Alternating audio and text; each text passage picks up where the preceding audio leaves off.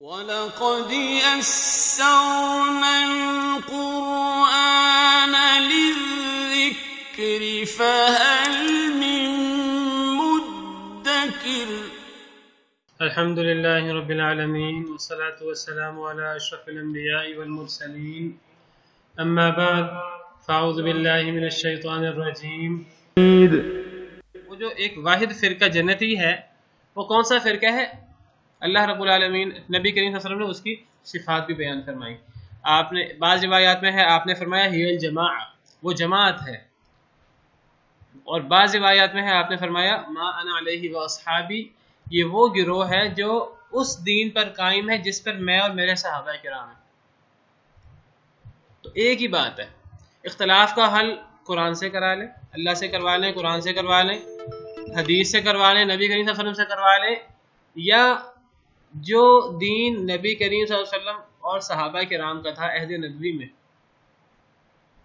نبی کریم صلی اللہ علیہ وسلم جو آپ کی احادیث مبارکہ، آپ کے اقوال، آپ کے افعال، یا صحابہ کرام کوئی بات کرتا ہے آپ کے سامنے اور آپ کی خاموشی، صحابہ کرام نے جو آپ سے دین سمجھا، تو جس پر نبی کریم صلی اللہ علیہ وسلم اور صحابہ کرام ہیں تو وہ ایک رستہ ہے جو ہمیں جنت کی طرف لے جائیں گے. اچھا، ایک سوال پیدا ہوتا ہے، کچھ لوگ کہتے ہیں کہ جی جس گروہ کو بھی دیکھ لو وہ کہتا ہے ہم کتاب و سنت پر ہیں، اہل حدیث کی بات کرو وہ کہتے ہیں ہم کتاب و سنت پر ہیں، دیوبندی کی بات کرو ہم کتاب و سنت کے مطابق عمل کرتے ہیں، بریلویوں کی بات کریں وہ بھی کتاب و سنت کی بات کرتے ہیں، شیعوں کی بات کریں وہ بھی کتاب و سنت کا نعرہ لگاتے ہیں، مرزائیوں کی بات کریں نام وہ بھی کتاب و سنت کا لیتے ہیں. ایک مسلمان ہو کتاب و سنت کا نام نہ لے، اتنے دلائل ہیں کتاب و سنت میں، اس کا نام لیے بغیر رہ نہیں سکتا. لیکن حقیقت میں کتاب و سنت پہ عمل کون کر رہا ہے؟ یہ بات تو طے ہے کہ سب کتاب و سنت پہ عمل نہیں کر رہے. اگر سب کتاب و سنت پہ عمل کر رہے ہوتے تو پھر سب میں اختلاف نہ ہوتا. تو سب کتاب و سنت پہ عمل نہیں کر رہے تو کچھ لوگوں کا دعویٰ سچا ہے، کچھ لوگوں کا دعویٰ جھوٹا ہے. آج ہم کیسے پہچانیں کہ دعویٰ تو سب کر رہے ہیں تو اب حق پر کون ہے؟ کون ہے وہ جس کے بارے میں نبی پاک صلی اللہ علیہ وسلم نے فرمایا ما انا علیہ واصحابی؟ اس کا ایک آسان طریقہ کار ہے، دیکھ لیں کہ صحابہ کرام رضوان اللہ علیہم اجمعین کے طریقے پر کون چل رہا ہے، اس سے پتہ لگ جائے گا کون کتاب و سنت پر عمل کر رہا ہے. کسی چیز کو لے لیجئے، ہمارے ہاں پل ہوتا ہے، ہمارے ہاں تیجا اور ستواں اور 10واں اور 40واں اور ختم اور پتہ نہیں کیا کیا اور عیدیں اور کیا کیا ہوتا ہے. تو ہر ایک جو ہے نا، جو نہیں مناتا وہ بھی کہتا ہے کتاب و سنت کے دلائل سے میں نہیں مناتا، جو مناتا ہے وہ کہتا ہے کتاب و سنت کے دلائل ہیں. آسان طریقہ کار ہے ہم یہ دیکھ لیں کہ صحابہ کرام مناتے تھے کہ نہیں مناتے تھے. اگر تو صحابہ کرام مناتے تھے تو ہم بھی منا لیں، اس کا مطلب وہ کتاب و سنت میں موجود ہے. یہ بات ہمیں سمجھ نہیں آ رہی. اگر وہ نہیں مناتے تھے تو ہم بھی نہ منائیں. اب جو لوگ دلیل دے رہے ہیں کتاب و سنت سے، اس کا مطلب وہ غلط دلیل دے رہے ہیں، وہ تعویل کر رہے ہیں. صحابہ کرام کے دور میں یہ چیزیں موجود تھی، عرس وغیرہ اور یہ چیزیں اگر موجود تھی تو ٹھیک ہے، سر آنکھوں پر ہم بھی لیتے ہیں. اگر نہیں تھیں تو پھر ہمیں بھی اس کو چھوڑنا ہوگا. اللہ رب العالمین قرآن کریم میں فرماتے ہیں فَإِنْ آمَنُوا بِمِثْلِ مَا آمَنْتُمْ بِهِ فَقَدِ اهْتَدَوْا، اے صحابہ اگر یہ یہودی عیسائی اس طرح ایمان لے آئیں جس طرح تم ایمان لائے ہو تو یہ بھی ہدایت یافتہ ہو جائیں گے. صحابہ کرام کو مخاطب کر کے اللہ فرماتے ہیں یہود و نصارہ کے بارے میں. سورہ بقرہ کی آیت کریمہ ہے،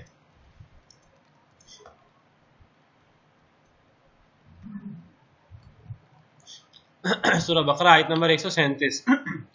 فَإِنْ آمَنُوا، اگر وہ ایمان لائیں. پیچھے یہود و نصارہ کا ذکر ہو رہا ہے، پیچھے ذکر ہے کہ یہودی کہتے ہیں یہودی بن جاؤ، عیسائی کہتے ہیں عیسائی بن جاؤ ہدایت یافتہ ہو جاؤ گے. یہودی کہتے ہیں یہودی ہو جو جنت میں چلے جاؤ گے، عیسائی کہتے ہیں عیسائی ہو جو جنت میں چلے جاؤ گے. یہ تو ادیان ہے نا. آج مسلمانوں کے گروہ بھی یہی بات کہتے ہیں، ہر گروہ کہتا ہے کہ تم میرے مسلک پر آ جاؤ جنت میں چلے جاؤ گے. اللہ کیا فرماتے ہیں؟ فیصلہ کیسے ہوگا؟ اللہ نے وہ آیت نمبر 135 ہے، آیت نمبر 136 میں اللہ فرماتے ہیں 137 میں کہ چھوڑیں یہ یہودی عیسائی. اللہ فرماتے ہیں فَإِنْ آمَنُوا، اگر وہ یہودی عیسائی ایمان لے آئیں بِمِثْلِ مَا آمَنْتُمْ، جس طرح تم ایمان لائے. کس کو خطاب ہے؟ صحابہ کرام کو. جس طرح تم ایمان لائے ہو اے صحابہ، اگر وہ اس طرح ایمان لے آئیں تو وہ ہدایت یافتہ ہو جائیں گے. گویا کہ صحابہ کرام کا ایمان ایک معیار ہے، صحابہ کرام کا ایمان ایک معیار ہے. جو بندہ دعویٰ کرتا ہے ہم کتاب و سنت پہ عمل کرتے ہیں، دیکھ لیں کہ صحابہ کرام کے طور طریقے پر چل رہا ہے تو وہ ٹھیک دعویٰ کر رہا ہے، جو نہیں چل رہا ہے ان کے طور طریقے پر وہ غلط دعویٰ کر رہا ہے، وہ تعویلیں کر رہا ہے، پھر وہ گڑبڑ کر رہا ہے، کہیں نہ کہیں تحریف کر رہا ہے، اللہ معاف کرے۔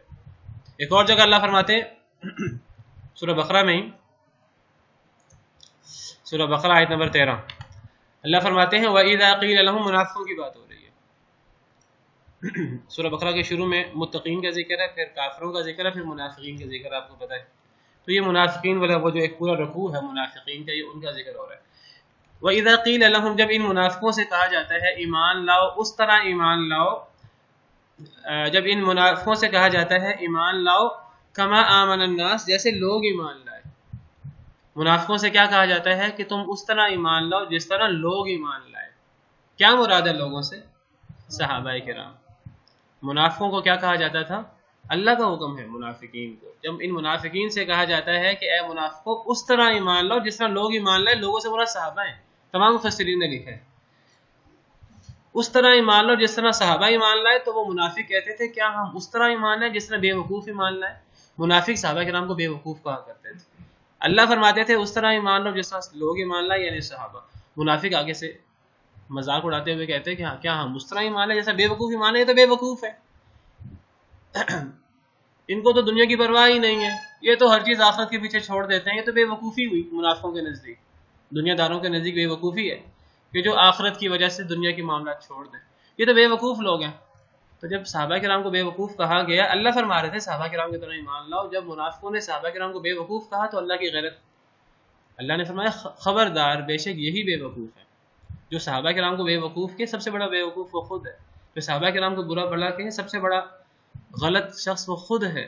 صحابہ کرام کا ایمان تو مثال ہے ہمارے لیے، ولیکن لا یعلمون، لیکن لوگ نہیں جانتے۔ تو بہرحال ہم اپنے اختلافات کا حل کتاب و سنت سے کر سکتے ہیں، اور یہ ہمیں دنیا کے اندر ہی کرنا ہے، اور یہ ہمیں فوری کرنا ہے، کیونکہ ہمیں نہیں پتا کہ اللہ نے ہمیں کتنی مہلت دی ہے۔ اگر ہم نہیں کریں گے تو پھر اللہ نے تو قیامت کے دن فیصلہ کرنا ہی کرنا ہے۔ یہ حدیث ہے کہ جو جس بندے نے سچے دل سے کلمہ پڑھا ہوگا تو اس کی بخشش ہو جائے گی، سچے دل سے، خالصا من قلبہ۔ اور سچے دل سے کلمہ پڑھنے سے مراد یہ ہے کہ وہ جو کلمہ پڑھنے کے تقاضے ہیں، وہ صرف زبان سے بندہ کلمہ پڑھ لے لا الہ الا اللہ، نہ نماز پڑھے، نہ روزہ رکھے، نہ کوئی اور، نہ اختلافات کا حل قرآن و سنت سے کروائے، نہ صحابہ کرام کے طریقے کے مطابق عمل کرے، وہ کہ میں جنتی ہو جاؤں، تو یہ بات صحیح نہیں ہے۔ جی نہیں وہ صحابہ کرام میں نہیں ہے، وہ تو تابعی ہیں۔ بہت اچھی بات ہے، بہت اچھی بات ہے۔ اللہ فرماتے ہیں قرآن کریم میں، دیکھیے اللہ نے نہیں کہا کہ تم اپنے آپ کو اہل حدیث کہلواؤ، تم اپنے آپ کو دیوبندی کہلواؤ، تم اپنے آپ کو بریلوی کہلاؤ، تم اپنے آپ کو شیعہ کہلاؤ، یہ ہم نے نام رکھے ہیں۔ اللہ نے کیا فرمایا؟ ہم قرآن سے پوچھتے ہیں اللہ نے کیا فرمایا۔ اللہ فرماتے ہیں ومن احسن قولا ممن دعا الی اللہ، سورہ فصلت آیت نمبر 33۔ اللہ فرماتے ہیں اس سے اچھی بات کس کی ہو سکتی ہے کہ جو لوگوں کو اللہ کی طرف بلائے، جو نیک عمل کرے اور وہ کہے میں مسلمان ہوں۔ ہمیں کہنا چاہیے ہم مسلمان، اللہ نے ہمیں اسلام کی بات کی ہے، ہمارا دین کا نام اسلام ہے، اللہ نے ہمیں اسلام کی طرف دعوت دی ہے۔ تو اس شخص سے اچھی بات کس کی ہے جو کہ میں مسلمان ہوں، نہ وہ کسی کو کسی مسلک کی طرف بلائے، نہ دیوبندیت، نہ بریلویت، نہ اہل حدیثیت، نہ شیعیت، نہ کوئی اور مسلک، وہ کہ میں دین اسلام کی بات کرتا ہوں، دین اسلام نام ہے کتاب و سنت کا، میں اسلام کی بات کرتا ہوں۔ ہمارے باپ سیدنا ابراہیم علیہ السلام، انہوں نے ہمارا نام مسلمان رکھا تھا۔ آج ہی میں نے مغرب میں جو آیتیں تلاوت کر رہا تھا نماز کے اندر، اللہ فرماتے ہیں سورہ حج آیت نمبر 78، آخری آیت ہے سورہ حج کی، اللہ فرماتے ہیں کہ ملت ابیکم ابراہیم، اپنے باپ ابراہیم کی ملت پر چلو۔ حضرت ابراہیم علیہ السلام موحد تھے، ایک اللہ والے تھے، ان کے سارا لگاؤ اللہ کے ساتھ تھا، اللہ کے پیچھے انہوں نے سب کچھ چھوڑ دیا۔ ہوا سماکم المسلمین من قبل وفی ھذا، انہی ابراہیم نے تمہارا نام مسلمان رکھا تھا پہلے بھی، اور اس دین میں بھی تمہارا نام مسلمان ہے۔ اور یہی بات ہمیں اللہ رب العالمین نے اور بھی قرآن پاک میں کئی جگہ فرمائی ہے۔ تو اللہ نے نہیں فرمایا کہ ہم جو ہے وہ مختلف مسالک میں بٹ جائیں۔ سورہ آل عمران 102 میں اللہ فرماتے ہیں اے ایمان والو اللہ سے ڈرو جس طرح ڈرنے کا حق ہے، اور ہرگز نہ مرنا مگر اسلام کی حالت میں، وَلَا تَمُوتُنَّ إِلَّا وَأَنْتُمْ مُسْلِمُونَ، ہمیں مسلمان بننا ہے، ہمیں جو ہے مختلف فرقوں میں نہیں بٹنا، تو ہمیں مسلمان بننا ہے۔ میں آپ سے کہوں ہم اہل حدیث کہلوائیں، سلفی کہلائیں اور اہل حدیث کہلا کے سلفی کہلا کے ہم کچھ مخصوص عقائد اپنا لیں، ہم اس کو ایک گروہ کی طرح بنا لیں، ہمیں کہنا چاہیے کہ جی اہل حدیث کہلائے ایک بندہ اپنے آپ کو سلفی کہلائے، دیوبندی کہلائے، بریلوی کہلائے، جو بندہ مسلمان ہے کتاب و سنت پر چل رہا وہ انشاءاللہ حق پر ہے، نام سے کچھ نہیں ہوتا۔ ابھی دیکھیے ابھی ہم نے پڑھا کہ یہودی، آپ دیکھیں کہ یہودی ویسے لفظ ہادو کتنا اچھا لفظ ہے، اس کا میں نے آپ کو بتایا اس کا معنی یا تو یہ حضرت یعقوب علیہ السلام کے بیٹے کا نام ہے یہودا، یا اس سے ہے یہ، یا پھر ہادو کا مطلب ہے رجوع کرنا اللہ کی طرف، تو یہودی کا مطلب اللہ کی طرف رجوع کرنے والے لوگ، اب کہنے کو نام کتنا اچھا۔ اب نصارہ عیسائی، اور میں نے آپ کو بتایا کہ یہ قرآن پاک میں لفظ ہے نحن انصار اللہ، حواریوں نے عیسیٰ سے کہا تھا ہم اللہ کے دین میں آپ کے مددگار ہیں، تو یہاں سے انہوں نے اپنا نام نصارہ رکھ لیا، کتنا اچھا لفظ ہے نصارہ، انصار، ہم مدینہ منورہ کے صحابہ جو ہیں ان کو انصار کہتے ہیں، انصار اور نصارہ ایک ہی معنی ہے، انصار کا لفظ ہو یا نصارہ کا لفظ ہو کتنا اچھا لفظ ہے، اصل میں لفظ کے اچھائی کی طرف نہ جائیں، اہل حدیث، اہل قرآن، فلاں فلاں، نسبت اچھی ہے بری ہے اس کو چھوڑ دیجئے، یہ دیکھیے کہ ہم کتاب و سنت کے مطابق چل رہے ہیں کہ نہیں چل رہے، کیا ہم اس پر عمل کر رہے ہیں جو صحابہ کرام کا طریقہ کار تھا، انشاءاللہ ہم کامیاب ہیں، چاہے ہم اپنے آپ کو ان مسالک کی طرف نہ بھی منسوب کریں، اپنے آپ کو ان مسالک کی طرف منسوب کرنا ضروری نہیں ہے۔ تو اصل اللہ نے جو ہمیں حکم دیا، اللہ نے ہمیں صراط مستقیم پر چلنے کا حکم دیا، اللہ نے ہمیں کتاب و سنت کے ماننے کا حکم دیا، اللہ نے ہمیں فرمایا اختلافات کا حل کتاب و سنت سے کروا لو، تو ہم اگر اختلافات کا حل کتاب و سنت سے کرا لیں تو انشاءاللہ ہم کامیاب ہو جائیں گے۔ ایک بہت بڑے امام ہیں ان کا نام ابو الحسن اشعری ہے، تو عقیدے کے بارے میں ایک گروہ ہے آج ان کو اشاعرہ کہا جاتا ہے، شاید آپ نے نام سنا ہو، اشاعرہ، اشعری لوگ، ایک اشعری لوگ ہیں، ایک ماتوریدی لوگ ہیں، یہ عقیدے کے اختلاف ہے، نہیں اثنا عشری تو شیعوں کو کہا جاتا ہے، ایک اشعری اشاعرہ، تو اشاعرہ اپنی نسبت کرتے ہیں امام ابو الحسن اشعری کی طرف۔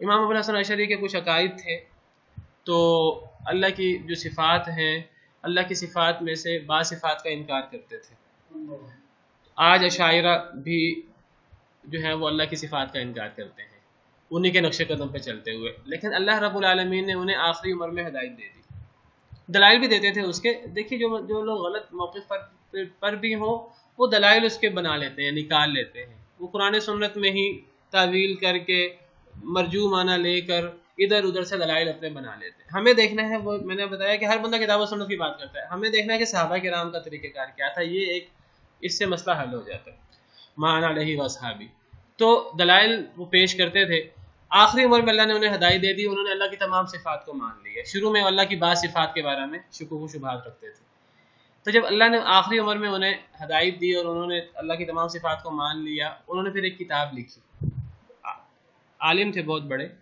پہلے بھی کتابیں لکھی تھی، پھر انہوں نے کتاب لکھی، اس میں انہوں نے کہا میرے جو پرانا موقف تھا اللہ کی صفات کے بارے میں صحیح نہیں تھا، اب میرا موقف اللہ کی صفات کے بارے میں یہ ہے اور اس کے یہ دلائل ہیں۔ اس کتاب کا نام ہے الابانہ۔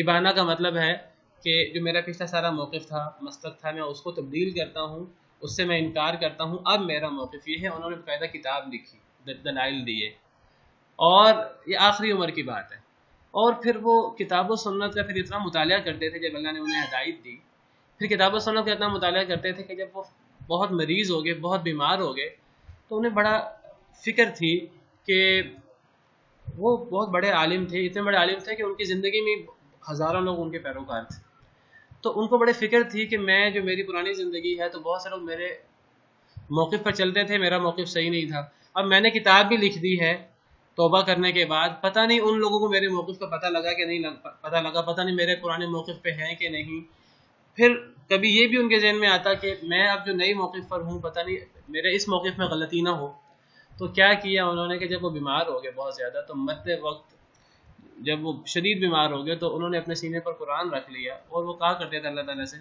کہ اے اللہ میرا موقف پہلے صحیح تھا یا اب صحیح ہے، اے اللہ میں اس بات پر مرتا ہوں کہ جو قرآن کا موقف ہے وہ میرا موقف ہے، اے اللہ میری جان اس حال میں نکلے کہ میں جو قرآن سے بات ثابت ہوتی میرا موقف یہ ہے ایک مسلمان کا عقیدہ۔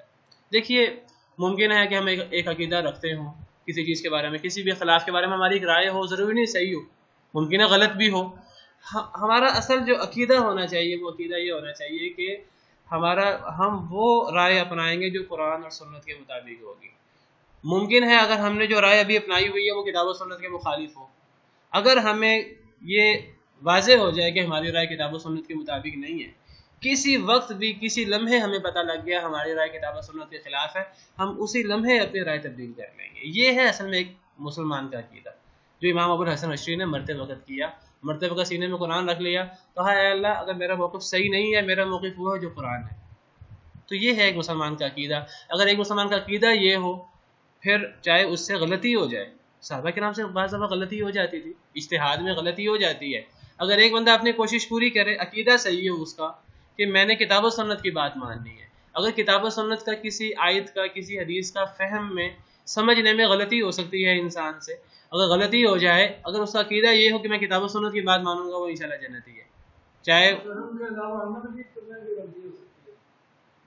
عمل میں غلطی ہو، وہ کوتاہی ہے ایک، اللہ سے کوتاہی کی معافی مانگ لے۔ دیکھیے ایک بندے کا عقیدہ یہ ہو کہ اے اللہ میری جو کوتاہیاں ہیں، میں کمزور بندہ ہوں، اے اللہ میری خطائیں معاف کر دیں، اور اے اللہ جو میرے موقف ہیں، یہ جو اختلافات ہیں ہمارے، ان اختلافات کے بارے میں اس رائے کا حامل ہوں جو کتاب و سنت سے ثابت ہے، اور اگر اس وقت میری جو رائے ہے میں سمجھتا ہوں کتاب و سنت کے مطابق ہے، اگر مجھے کسی وقت پتہ لگ گیا میری رائے کتاب و سنت کے خلاف ہے، میں فوراً اس کو چھوڑ دوں گا۔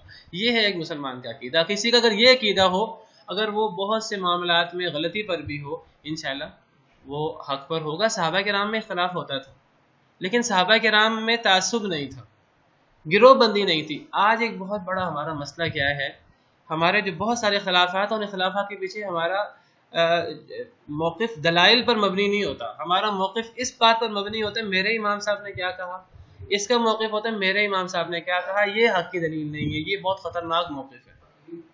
تعصب کہہ لیں، تقلید کہہ لیں، اس کو جو بھی نام دے دیں، اس کو یہ کہا جائے کہ جی چونکہ یہ اس کا موقف ہے میں اس لیے وہ موقف مانتا ہوں، یہ تو حق نہیں ہے۔ وہ غلط بھی تو ہو سکتا ہے، کتنا بڑا امام کیوں نہ ہو، کتنا بڑا ولی اللہ کیوں نہ ہو، معصوم تو نہیں ہے۔ یہ ایک معصوم نہیں ہے تو اپنے آپ اپنے تمام عقائد اس کے مطابق بنا لینا۔ اللہ نے تو ہمیں اس بات کا حکم نہیں دیا، اللہ نے تو ہمیں حکم دیا ہے اتبعوا ما انزل الیکم من ربکم ولا تتبعوا من دونہ اولیاء، جو کچھ تم پر تمہارے رب کی طرف سے نازل ہوا اس کی پیروی کرو، اس کے علاوہ اولیاء کی پیروی نہ کرو۔ تو ہمارا موقف کتاب و سنت کے مطابق ہونا چاہیے، اور اگر کبھی ہمیں کسی وقت ہمیں پتہ لگ جائے کہ ہماری فلاں موقف ہمارا کتاب و سنت کے خلاف ہے، کوئی قرآن پاک کی آیت آ جائے، کوئی حدیث مبارکہ ہماری نظروں سے گزر جائے، کوئی ہمیں بتا دے اور ہمیں پتہ لگے اچھا میں تو اب تک غلط کر رہا ہوں، ہمیں ایک تڑپ ہونی چاہیے ہمارے اندر کہ ہم فوراً اپنی اصلاح کر لیں۔ یہ تڑپ جس کے اندر ہوتی ہے انشاءاللہ وہ بندہ جو ہے وہ حق پر ہے، چاہے وہ بہت سے موقف میں غلطی پر بھی ہو۔ تو بہرحال ان اللہ یفصل بینہم یوم القیامہ، یہ جو تمام ادیان ہیں، تمام فرقے ہیں، اللہ ان کے درمیان قیامت کے دن فیصلہ فرمائیں گے، دودھ کا دودھ پانی کے پانی اللہ کریں گے۔ ہمیں یہ کام ویسے دنیا کے اندر کر لینا چاہیے، کوشش کرنی چاہیے۔ دنیا کے اندر یہ کیسے ہوگا؟ دنیا کے اندر بھی اللہ کی وحی سے ہوگا، کتاب و سنت سے ہوگا۔ ان اللہ علی کل شیء شہید، بے شک اللہ ہر شے پر گواہ ہیں، اللہ ہر شے کو دیکھ رہے ہیں۔ آج ایک بندہ کتاب و سنت کو چھوڑ کر اپنے پیشوا کی بات مان رہا ہے، اپنے بڑے کی بات مان رہا ہے، اپنے اباء و اجداد کی بات مان رہا ہے، اللہ کو پتہ ہے وہ کیا کر رہا ہے۔ اصل میں جماعت سے کیا مراد ہے؟ جماعت سے مراد وہ لوگ ہیں جو کتاب و سنت پر عمل کرنے والے ہوں، وہ جماعت ہیں، چاہے وہ بہت تھوڑے ہوں، چاہے وہ اکا دکا ہوں، چاہے وہ کچھ لوگ یہاں ہوں، کچھ لوگ وہاں ہوں، کچھ لوگ دوسرے ملکوں میں ہوں۔ تو جماعت سے مراد ہے جو کتاب و سنت کے ساتھ منسلک ہیں، وہ جماعت ہیں، اور جو لوگ کتاب و سنت کو چھوڑے ہوئے ہیں وہ فرقے ہیں، چاہے وہ ہزاروں لاکھوں کی تعداد میں کیوں نہ ہو۔ فرقہ وہ ہے جو جماعت سے ہٹ جاتا ہے۔ اللہ قرآن میں فرماتے ہیں وَأَنَّ هَذَا سَبِيلِ، قرآن پاک میں ہے کہ وَأَنَّ هَذَا صِرَاطِي مُسْتَقِيمًا فَاتَّبِعُوهُ وَلَا تَتَّبِعُوا السُّبُلَ فَتَفَرَّقَ بِكُمْ عَنْ سَبِيلِهِ، یہ میرا سیدھا رستہ ہے، اس رستے کی پیروی کرو، کتاب و سنت کا رستہ، اور مختلف رستوں کی پیروی نہ کرو، وہ تمہیں فَتَفَرَّقَ بِكُمْ عَنْ سَبِيلِهِ، وہ تمہیں سیدھے رستے سے بھٹکا دیں گے۔ ان الذين فرقوا دينهم وكانوا شيعا لست منهم في شيء، جو لوگ جنہوں نے اپنے دین کو فرقوں میں بانٹ لیا، جنہوں نے اپنے دین کو فرقوں میں تقسیم کر لیا، گروہوں میں بٹ گئے، اے نبی ان سے آپ کا کوئی تعلق نہیں ہے۔ تو قرآن پاک کی بات، نبی کریم صلی اللہ علیہ وسلم کی بات، اور جو اس پر قائم ہے قرآن اور سنت پر، وہ جماعت ہے، چاہے وہ تھوڑے لوگ کیوں نہ ہو۔ اور جو کتاب و سنت سے ہٹ جاتا ہے، صحابہ کرام کے جو طریقہ کار تھا اس سے ہٹ جاتا ہے اس کو جماعت نہیں کہہ سکتے، چاہے وہ دنیا کے اندر مسلمانوں میں وہ بہت زیادہ تعداد میں کیوں نہ ہو، وہ چاہے 70-80% کیوں نہ ہو، چاہے جو کتاب و سنت کے قائل لوگ ہیں وہ تھوڑے ہی کیوں نہ ہو، وہ جماعت ہیں، اور جو لوگ کتاب و سنت سے ہٹے ہوئے ہیں، صحابہ کرام کے طور طریقے سے ہٹے ہوئے ہیں، وہ فرقے ہیں، چاہے وہ کتنے زیادہ ہی کیوں نہ ہوں۔ اور اپنے آپ کو فرقوں میں بانٹ لینا یہ ایک لحاظ سے شرک ہے۔ اللہ قرآن پاک میں فرماتے ہیں منیبین الیہ واتقوہ واقیموا الصلاۃ ولا تکونوا من المشرکین من الذین فرقوا دینہم وکانوا شیعا، مشرکوں میں سے نہ ہو جاؤ، ان لوگوں میں سے جنہوں نے اپنے دین کو فرقوں میں بانٹ لیا اور وہ گروہوں میں بٹ گئے۔ تو یہ گروہوں میں بٹنا اور فرقوں میں تقسیم ہو جانا، کتاب و سنت سے ہٹ کر اپنی ایک نئی راہ اپنا لینا بہت خطرناک بات ہے۔ کن سے؟ بندہ جو ہے ہاں جی، اس سے تو ہر بندہ ہی اختلاف کرتا ہے۔ دیکھیے کسی انسان سے خلاف ہو جائے کوئی مسئلہ نہیں، مسئلہ ہے کہ کتاب و سنت کی مخالفت نہ ہو، صحابہ کرام کے طور طریقے کی مخالفت نہ ہو، بس۔ یعنی کہ عقیدے میں بگاڑ اور سنت سے انحراف، یہ دو چیزیں فرقہ بناتی ہیں۔ جی عقیدہ خراب ہو جائے، دیکھیے عقیدہ بھی کتاب و سنت سے ثابت ہوتا ہے، عقیدے کے علاوہ جو چیزیں ہیں زیادہ میں کتاب عقیدے کی ہوتی ہے، عقیدہ بھی کتاب و سنت سے ثابت ہوتا ہے، عقیدے کے علاوہ عبادات معاملات یہ بھی کتاب و سنت سے ثابت ہوتے ہیں۔ تو اگر عقیدے میں بگاڑ آ گیا اور بدعت کا دخول ہو گیا، ہاں تو جی، بندہ فرقے میں چلا گیا۔ عقیدے میں بگاڑ کیسے آئے گا؟ ذہن میں جو اختلاف ہے ہاں جی، وہ فرقہ نہیں بناتا۔ دیکھیے جب عقیدے میں بگاڑ آتا ہے، عقیدے میں بگاڑ بھی کتاب و سنت کی مخالفت کی وجہ سے آتا ہے، اور جو معاملات میں بگاڑ آتا ہے، بدعات وغیرہ آتی ہیں، وہ بھی کتاب و سنت سے۔ کتاب و سنت سے اختلاف کی دو صورتیں ہیں، ایک کتاب و سنت سے اختلاف کی صورت یہ ہے کہ ایک بندہ جو ہے وہ کتاب و سنت کے فہم میں اسے اختلاف ہو، وہ سمجھتا ہو کہ قرآن پاک کی آیت کا مطلب ہی یہ ہے، اس حدیث مبارکہ کا مطلب ہی یہ ہے، فہم کا اختلاف ہو، یہ چیز فرقہ نہیں بناتی، اس سے فرق نہیں پڑتا۔ فہم کا اگر اختلاف ہو جائے، فرق کب پڑتا ہے؟ فرق تب پڑتا ہے جب مسئلہ فہم کا نہ ہو، جب انسان کتاب و سنت کو چھوڑ کر کسی تعصب کی وجہ سے کسی دوسرے کی بات مانے، یا جو ہے وہ تقلید وغیرہ کی وجہ سے انسان کسی دوسرے کی بات مانے، وہ کتاب و سنت کو، وہ اختلاف کتاب و سنت کے فہم کا نہ ہو، اختلاف یہ ہو میرے امام صاحب نے یہ کہا ہے، میرے آباء و اجداد یہ بات کہتے ہیں، یہ ہے بات جو خطرناک ہے۔ اگر کتاب و سنت کے فہم میں اختلاف ہو، کتاب و سنت کے فہم کا اختلاف، نص کے مفہوم میں اختلاف، اس سے کوئی فرق نہیں پڑتا۔ نبی کریم صلی اللہ علیہ وسلم نے صحابہ کرام کو حکم دیا جنگ خندق کے بعد کہ آپ سب لوگوں نے عصر کی نماز بنو قریظہ میں پڑھنی ہے۔ اب بعض صحابہ کرام نے اس سے یہ سمجھا کہ بس ہم نے عصر کی نماز وہاں جا کے پڑھنی ہے، چاہے ہم وہاں سورج غروب ہونے کے بعد پہنچیں، ہمیں نبی کا حکم یہ ہے صلی اللہ علیہ وسلم کا کہ ہم نے عصر کی نماز وہاں جا کے پڑھنی ہے، تو اب ہم عصر کی نماز وہاں جا کر پڑھیں گے، چاہے ہم سورج غروب ہونے کے کافی عرصہ بعد ہی کیوں نہ پہنچے، چاہے ہم مغرب کے بعد کیوں نہ پہنچے، ہم عصر کی نماز وہاں جا کے پڑھیں گے کیونکہ آپ کا حکم ہے۔ بعض صحابہ کرام نے اس کا مفہوم یہ سمجھا کہ آپ کا مقصد یہ تھا کہ تم جلدی جلدی وہاں پہنچو، جس وقت نبی پاک صلی اللہ علیہ وسلم نے حکم دیا صحابہ کرام کو بنو قریظہ پہنچو، اس وقت ابھی عصر کا وقت تھا گویا کہ، اور ابھی وہ جب بنو قریظہ پہنچتے تو آپ نے فرمایا وہاں جا کر عصر پڑھنی یا نہیں پڑھنی، اگر تم یہاں عصر پڑھو گے تو لیٹ ہو جاؤ گے۔ بعض صحابہ کرام نے اس کا مفہوم یہ سمجھا کہ آپ کا مقصود تھا فوراً نکلو، ہم نکل تو فوری گئے ہیں لیکن سفر لمبا ہے، تو ہمیں اب اگر ہم وہاں پہنچ کے نماز پڑھیں گے مغرب ہو جائے گی۔ آپ کا مقصد یہ نہیں تھا کہ اگر مغرب بھی ہو جائے تو پھر بھی عصر کی نماز مغرب کے بعد پڑھنی ہے، آپ کا مقصد یہ تھا فوری نکلو، نکل تو ہم فوری گئے ہیں۔ تو بعض صحابہ کرام نے عصر کی نماز رستے میں پڑھ لی، اور بعض صحابہ کرام نے کہا نہیں ہم تو عصر کی نماز پڑھ ہی نہیں سکتے، آپ کو حکم یہ تھا وہاں جا کے نماز پڑھنی ہے، ہم تو وہاں جا کے نماز پڑھیں گے، چاہے جو ہے وہ مغرب کے بعد ہی ہم کیوں نہ نماز پڑھیں۔ جب نبی پاک صلی اللہ علیہ وسلم وہاں پہنچے اور تو پھر وہاں آپ کے سامنے دونوں صحابہ کرام کے موقف سامنے آئے، آپ نے دونوں گروہوں سے فرمایا تم دونوں صحیح ہو، آپ نے فرمایا دونوں حق پر ہیں، کیونکہ یہاں اب نص کے مفہوم میں اختلاف تھا، کوئی تعصب نہیں تھا، کوئی یہ نہیں تھا کہ ہم نے فلاں کی رائے پہ عمل کرنا ہے، ہمارے چودھری وہ ہیں ہم نے فلاں کی رائے پہ عمل کرنا ہے، وہاں ایک نص کے مفہوم میں اختلاف تھا۔ کوئی صحابہ کرام نے سمجھا ہر صورت میں وہاں جا کے نماز پڑھنی، کوئی صحابہ کرام نے سمجھا اصل مقصود تھا جلدی کہ تم نے فوری نکلنا ہے۔ انہوں نے کہا فوری تو نکل آیا، ہم نماز تو اپنے وقت میں پڑھیں گے. تو آپ نے دونوں کو صحیح فرمایا.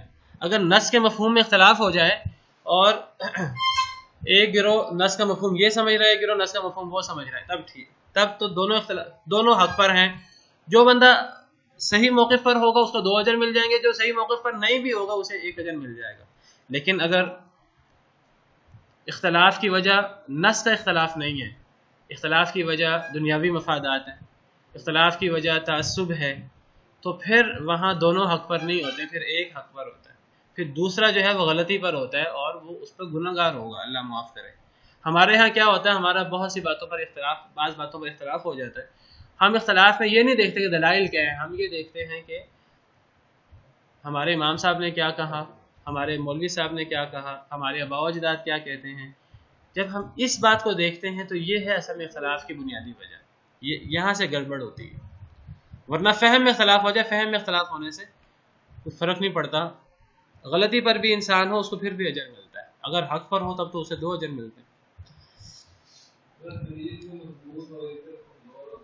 ہاں جی، نہیں انسان کو مضبوط دلیل مانگنی چاہیے. کمزور دلیل کیا مطلب ہے؟ نہیں، کمزور دلیل سے مراد ہے ضعیف حدیث ہو، تو ضعیف حدیث کو تو نہیں چھوڑنا، ضعیف حدیث کو تو چھوڑ دینا چاہیے صحیح حدیث کے مقابلے میں، قرآن کے مقابلے میں. کمزور دلیل سے کیا مراد ہے؟ جی جی، دیکھیے میں آپ سے یہ بات کہتا ہوں کہ ہمیں دیکھنا چاہیے قرآن پاک میں رفع الجان کے بارے میں بحث موجود ہے، اگر تو کوئی آیت موجود ہے تو ہم قرآن پاک سے فیصلہ کریں. قرآن پاک میں نہیں ہے، ہم احادیث مبارکہ میں آ جائیں. سب سے پہلے سب سے صحیح کتاب احادیث کی صحیح بخاری. صحیح بخاری کھول کے دیکھیں، اس میں نبی پاک صلی اللہ علیہ وسلم کا قول یا فعل کیا ذکر ہوا ہے، جو بالکل ہر قسم کی، جس میں کوئی اختلاف نہ ہو، کوئی ایسی حدیث ہو جو 100% صحیح ہے، جس کو سارے صحیح مانتے ہیں. صحیح بخاری صحیح مسلم کی احادیث کو سب صحیح مانتے ہیں. اگر صحیح بخاری کی حدیث آ جائے، اگر وہاں سے فیصلہ ہو گیا تو ٹھیک ہے، نہیں فیصلہ ہوتا ہے صحیح مسلم میں آ جائیں، وہاں دیکھیں کہ وہاں نبی پاک صلی اللہ علیہ وسلم کا قول یا فعل کیا ذکر ہوا، وہاں سے مل جائے ٹھیک ہے، وہاں سے نہ ملے تو سنن اربعہ دیکھیں. تو اگر کوئی ایسی دلیل مل جائے جو بالکل سب اس کو مانتے ہوں، جس میں کوئی اختلاف نہ ہو، اس کو مان لیں. بعض دفعہ یہ ہوتا ہے کہ ہمیں 2 قسم کے دلائل ملتے ہیں. ایک دلیل ایسی ہوتی ہے جو بالکل قرآن کی دلیل ہوتی ہے یا بالکل صحیح حدیث ہوتی ہے جس میں کوئی اختلاف نہیں کرتا. بعض دفعہ اس کے مخالف بھی ایک دلیل ہمیں مل رہی ہوتی ہے، لیکن وہ دلیل ایسی ہوتی ہے جو یا ضعیف ہوتی ہے، یا بعض لوگ اس کو صحیح کہہ رہے ہوتے ہیں، بعض لوگ اس کو ضعیف کہہ رہے ہوتے ہیں، یعنی مشکوک ہوتی ہے. بعض علماء نے اسے صحیح قرار دیا ہوتا ہے، بعض علماء نے اسے ضعیف قرار دیا ہوتا ہے. آپ نے رفع الیدین کی بات کی تو میں نے ذکر کیا، حضرت ابن مسعود کی ایک حدیث ہے کہ نبی کریم صلی اللہ علیہ وسلم نے ایک دفعہ کہ حضرت ابن مسعود نے رضی اللہ عنہ نے نماز پڑھی اور جو ہے نا وہ پہلی دفعہ رفع الیدین کیا، بعد میں نہ کیا. یہ حضرت ابن مسعود کی حدیث ہے، اس کو بعض علماء نے صحیح قرار دیا ہے، امام ترمذی نے صحیح قرار دیا ہے، امام حاکم نے صحیح قرار دیا ہے، اس کو بعض علماء نے صحیح قرار دیا ہے. آج بھی بعض علماء اسے صحیح قرار دیتے ہیں. اکثر علماء نے اسے ضعیف قرار دیا، جمہور علماء نے، جمہور محدثین نے اسے ضعیف قرار دیا. اب یہ حدیث ایسی جس کے صحت ضعف میں اختلاف ہو گیا، بعض اسے صحیح کہہ رہے ہیں، زیادہ اسے ضعیف کہہ رہے ہیں. لیکن دوسری طرف ایسی احادیث ہیں جو بہت زیادہ ہیں جنہیں سب علماء صحیح قرار دیتے ہیں، دونوں گروہ والے صحیح قرار دیتے ہیں. صحیح بخاری کی حدیث ہیں اور ایک نہیں، کافی زیادہ ہیں، اور اس میں صراحت ہے کہ نبی پاک صلی اللہ علیہ وسلم نے نماز کے شروع میں بھی رفع الیدین کیا، رکوع جاتے وقت بھی رفع الیدین کیا، رکوع سے اٹھتے وقت بھی رفع الیدین کیا، اور تیسری رکعت میں بھی رفع الیدین کیا، اور یہ آپ کا طریقہ کار آخری وقت تک تھا. صحیح احادیث جس میں کوئی اختلاف نہیں. وائل بن حجر جو ہیں، ان کی وہ آخری عمر میں مسلمان ہوئے، آخری 3 مہینے نبی پاک صلی اللہ علیہ وسلم کی زندگی کے، وہ جب حدیث بیان کرتے ہیں نماز کی، رفع الیدین کی، تو وہ بھی رفع الیدین کرنے کا ذکر کرتے ہیں. تو ایسی احادیث ہے جن کی صحت میں کوئی اختلاف نہیں، کسی نے ان کو ضعیف قرار نہیں دیا. ایسی صورت میں ہمیں متفق علیہ چیز لے لینی چاہیے، اور جس چیز میں کوئی اختلاف ہے، کوئی شک و شبہ ہے، اس کو ہم چھوڑ دیں اگر ہم نے خلاف کا حل کرنا ہے. بہرحال تو اور کوئی اختلاف آ جائے تو ہمیں قرآن پاک سے فیصلہ کرانا چاہیے. قرآن پاک میں نہ ہو پھر احادیث مبارکہ، اور احادیث مبارکہ میں وہ احادیث جو جن کے صحت ضعف میں اختلاف نہ ہو، جو صحیح ہوں، ان سے ہم فیصلہ کریں. جن احادیث کی صحت ضعف میں اختلاف ہے یا وہ ضعیف ہیں تو پھر ایسی احادیث کو ہم چھوڑ دیں. سوال ہوا تھا کہ فرقہ کسے کہتے ہیں. میں نے پہلے بھی عرض کیا ہے کہ جو لوگ کتاب و سنت پر عمل کر رہے ہیں وہ جماعت ہیں، اور جو کتاب و سنت سے ہٹ جائے تو وہ فرقہ ہے. سورہ آل عمران میں اللہ رب العالمین نے اس بات کو بڑا واضح کیا ہے. ہم آج کہتے ہیں کہ جی مسلمانوں کا بہت بڑا مسئلہ یہ ہے کہ مسلمان آج فرقوں میں بٹے ہوئے ہیں، اتحاد کیسے ہو سکتا ہے؟ تو اللہ رب العالمین نے اس کا حل قرآن کریم میں پیش کیا ہے کہ اتحاد کیسے ہو سکتا ہے. بعض لوگ کہتے ہیں کہ جی زیادہ لوگ جس مسلک پر ہیں اس مسلک کو اپنا لو اتحاد ہو جائے گا، فلاں مسلک کو اپنا لو اتحاد ہو جائے گا. کسی ایک مسلک کو اپنانے سے اتحاد نہیں ہو سکتا. اگر اتحاد ہو سکتا ہے تو وہ صرف اور صرف کتاب و سنت کو اپنانے سے ہو سکتا ہے. سورہ آل عمران آیت نمبر 102-103. ابھی آپ کے سامنے آیت نمبر 102 پیش کی تھی کہ اللہ رب العالمین نے ہمیں مسلمان ہونے کا حکم دیا. یا ایھا الذین آمنوا اتقوا اللہ حق تقاتہ ولا تموتن الا وانتم مسلمون. اے ایمان والو، اللہ سے اس طرح ڈرو جس طرح ڈرنے کا حق ہے، اور تم نہ مرو مگر اسلام کی حالت میں. تو ہمیں مسلمان ہونا چاہیے، ہمیں فرقوں میں پڑھنا نہیں چاہیے. اب مسئلہ یہ کہ جو لوگ فرقوں میں بٹ گئے ہیں، اس سے اگلی آیت میں اس کا حل بھی موجود ہے کہ اسلام ہے کیا. اسلام کتاب و سنت کا نام ہے. اور جو لوگ فرقوں میں بٹ گئے ہیں وہ کیوں بٹے ہیں، اور اب صحیح راہ پہ آنے کا طریقہ کار کیا ہے. اگلی آیت میں اللہ فرماتے ہیں وَاعْتَصِمُوا بِحَبْلِ اللَّهِ جَمِيعًا وَلَا تَفَرَّقُوا. اللہ کی رسی کو مضبوطی سے تھام لو اور فرقوں میں نہ پڑو. کیا پتہ لگا اس سے واضح آیت نہیں ہو سکتی کہ اللہ کی رسی کو تھامنے سے ہم متحد ہو سکتے ہیں. مسلمان اگر متحد ہو سکتے ہیں تو کتاب اللہ پر ہو سکتے ہیں، اور کسی چیز سے متحد نہیں ہو سکتے. کتاب اللہ اور اس کی تشریح حدیث مبارکہ جو ابھی آگے سامنے آیت کریمہ پیش کی تھی، وَمَا اخْتَلَفْتُمْ فِيهِ مِنْ شَيْءٍ فَحُكْمُهُ إِلَى اللَّهِ.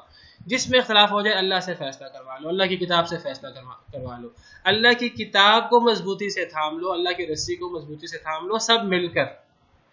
وَلَا تَفَرَّقُوا، تو فرقے میں نہ پڑو. پتہ لگا کہ جو اللہ کی کتاب سے ہٹتا ہے وہ فرقے میں پڑ جاتا ہے.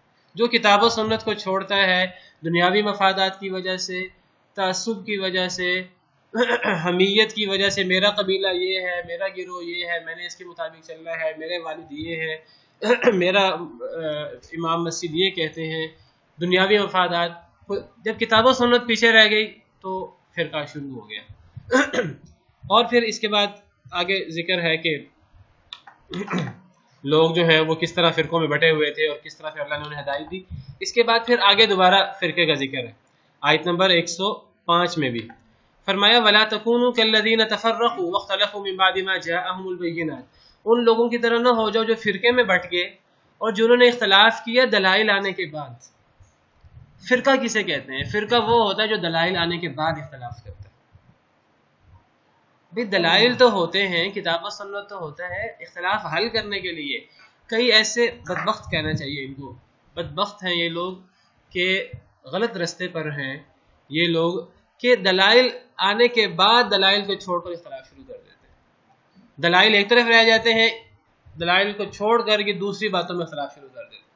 حالانکہ دلائل تو آتے ہیں اختلاف حل کرنے کے لیے. اللہ فرماتے ہیں ان لوگوں کی طرح نہ ہو جو فرقوں میں بٹ گئے جنہوں نے اختلاف کیا دلائل آنے کے بعد. اب ان کا اختلاف دلائل کی بنیاد پر نہیں ہے. تو ایسے لوگوں کے لیے بہت بڑا عذاب ہے والعیاذ باللہ. قیامت کے دن دو طرح کے لوگ ہوں گے، یوم تبیض وجوہ وتسود وجوہ. کچھ لوگوں کے چہرے سفید ہوں گے، کچھ لوگوں کے چہرے سیاہ ہوں گے. سفید ان لوگوں کے چہرے ہوں گے جو کتاب و سنت پہ عمل کرتے رہے، اور سیاہ ان لوگوں کے چہرے ہیں جو کتاب و سنت کو چھوڑ دیا، چاہے وہ کافر ہیں چاہے وہ اپنے آپ کو مسلمان کہلاتے ہیں لیکن کتاب و سنت کو چھوڑا ہوا ہے. تو کتاب و سنت کو چھوڑ کر اتحاد نہیں ہو سکتا. اگر اتحاد ہو سکتا ہے، دین اسلام اگر نام ہے کسی بات کا تو وہ کتاب و سنت کا نام ہے. اور جو کتاب و سنت کو چھوڑ کر کتاب و سنت کے علاوہ اس کو سائڈ پہ ڈال کر اختلاف کرتا ہے، ایسے بندے کے بارے میں اللہ کیا فرماتے ہیں اس کو بھی ذرا دیکھ لیجئے.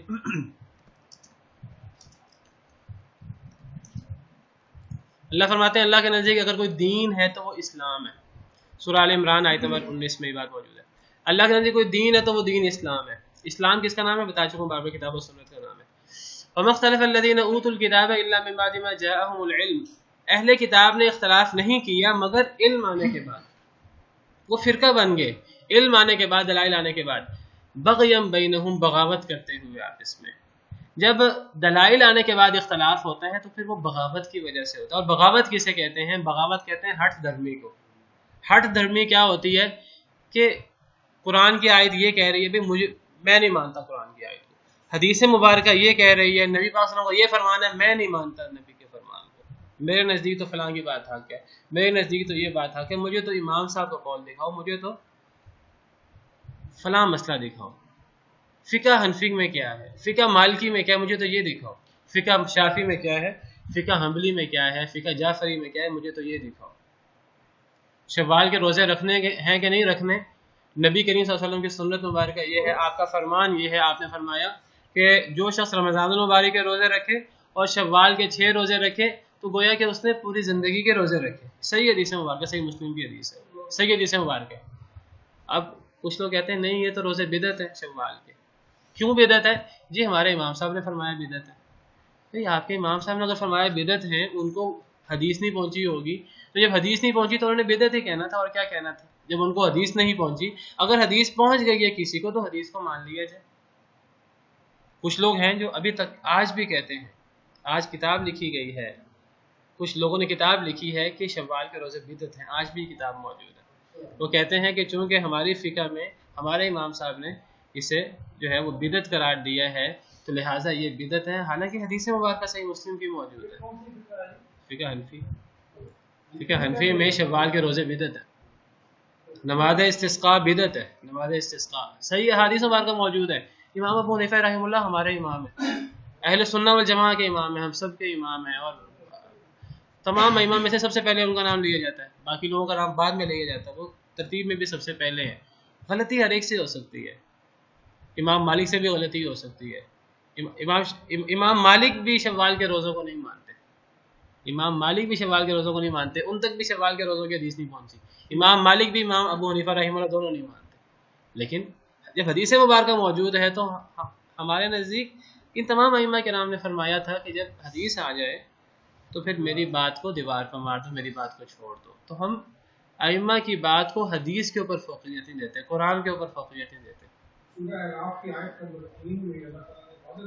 جی جی کہ کس طریقے سے میں اپنے میرے اعمال جی جی میں نے بھی آیت کریمہ پیش کی ہے، اتبعوا ما انزل الیکم من ربکم ولا تتبعوا من دونه اولیاء، جو کچھ تم پر تمہارے رب کی طرف سے نازل ہوا اس کی پیروی کرو، اس کو چھوڑ کر اولیاء کی پیروی نہ کرو. ہم وحی کے پابند ہیں اور کسی چیز کے پابند نہیں ہیں، اور نبی کریم صلی اللہ علیہ وسلم بھی اسی وحی کے پابند تھے. واتبع ما یوحى الیک من ربک، اس کی پیروی کریں جو آپ پر آپ کے رب کی طرف سے وحی ہوتا ہے. یہ نبی کا حکم تھا. بچے کو کتنے سال دودھ پلانا ہے؟ قرآن کہتا ہے بچے کو 2 سال دودھ پلایا جائے. کئی آیات ہے قرآن پاک کی. وفصاله فی عامین، قرآن کی آیت ہے. والوالدات یرضعن اولادهن حولین کاملین، مائیں اپنے بچوں کو 2 سال دودھ پلائیں. امام ابو حنیفہ رحمہ اللہ ان کی رائے یہ ہے کہ 2.5 سال دودھ پلایا جائے گا. 2.5 سال دودھ پلایا جائے گا. غلطی ہو سکتی ہے، کسی سے غلطی ہو سکتی ہے.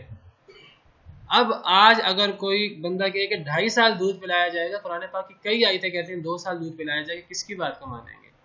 اللہ سے بڑھ کر بھی کوئی ہو جائے گا، اللہ سے بڑھ کر تو کوئی نہیں ہو سکتا. امام ابو حنیفہ، امام مالک، امام شافعی، امام احمد رحمۃ تو بہت بعد کے ہیں.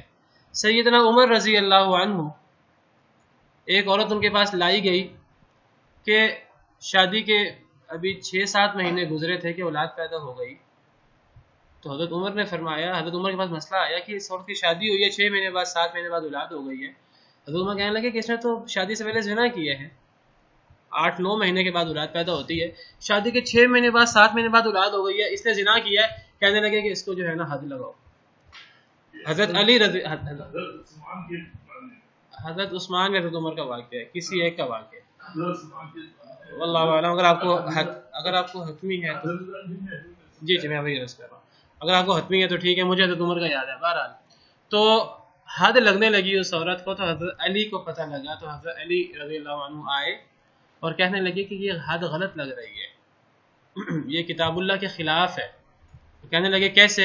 حضرت علی رضی اللہ عنہ کہنے لگے کہ قرآن پاک کی 2 آیات کو اکٹھا کیا جائے تو اس سے پتہ لگتا ہے کہ کم از کم یعنی 6 مہینے کے بعد بھی اولاد ہو سکتی ہے. کسی حمل کی کم از کم مدت 6 مہینے ہے، قرآن پاک سے پتہ لگتا ہے. کیسے؟ انہوں نے کہا انہوں نے کہا قرآن پاک کی بعض آیات میں ہے کہ دودھ پلانے کی مدت 2 سال ہے، اور بعض آیات میں ہے وَحَمْلُهُ وَفِصَالُهُ 30 شہرا، کہ بچے کا حمل اور اس کو دودھ پلانے کی مدت 30 مہینے ہے۔ اب حضرت علی کہنے لگے اب قرآن کی بعض آیات میں ہے کہ دودھ پلانے کی مدت 2 سال ہے، اور اس آیت میں ہے حمل اور دودھ کی مشترکہ مدت 30 مہینے ہے۔ 30 مہینے کتنے ہوئے؟ 2.5 سال۔ حضرت علی کہنے لگے کہ یہ حمل اور رضاعت کی مشترکہ مدت 2.5 سال ہے، اس میں سے رضاعت کی مدت قرآن سے الگ ثابت ہے کہ وہ 2 سال ہے، وہ نکال دو، 24 مہینے نکال دو تو حمل کی کم از کم مدت 6 مہینے بنتی، قرآن سے ثابت ہوتا ہے۔ اب اس بات کا پتہ حضرت عمر کو یا حضرت عثمان کو نہیں پتہ لگا تو کوئی بات نہیں۔ ہم یہ کہیں کہ فلاں امام صاحب کو قرآن کی ایک آیت کا نہیں پتہ لگا یا حدیث کا نہیں پتہ لگا، یہ کسی پر کوئی الزام نہیں ہے، کسی کی گستاخی نہیں ہے۔ اگر یہ گستاخی ہے تو یہ ان صحابہ کرام کی بھی گستاخی ہے۔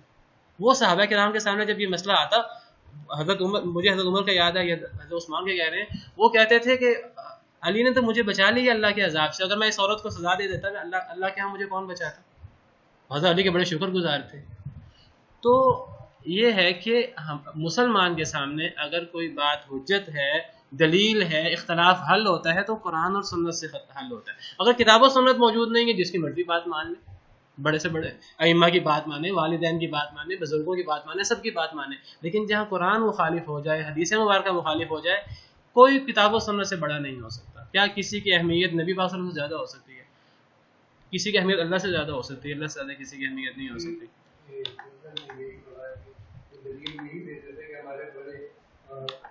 کفار مکہ ہمیشہ یہ دلیل دیتے رہے ہمارے بڑے یہ کام کرتے تھے، اگر یہی کام مسلمانوں نے بھی کرنا ہے تو پھر کیا فرق ہوا ہم میں اور قریش مکہ میں؟ وہ بھی یہی دلیل دیتے تھے۔ امام بخاری سے ان کے کئی ایسے موقف ہیں جو صحیح نہیں ہیں، جو کتاب و سنت کے مخالف ہیں، تو ان کے ان موقف کو نہیں مانا جاتا۔ آپ کہیں گے تو انشاءاللہ مثال بھی پیش کر دوں گا۔ تمام ائمہ کرام میں ایسی بہت ساری مثالیں موجود ہیں، امام مالک سے ایسی مثالیں موجود ہیں۔ سبحان ربک رب العزت عما یصفون وسلام علی المرسلین والحمد للہ رب العالمین۔ في رحبه تحلو الحياة شوق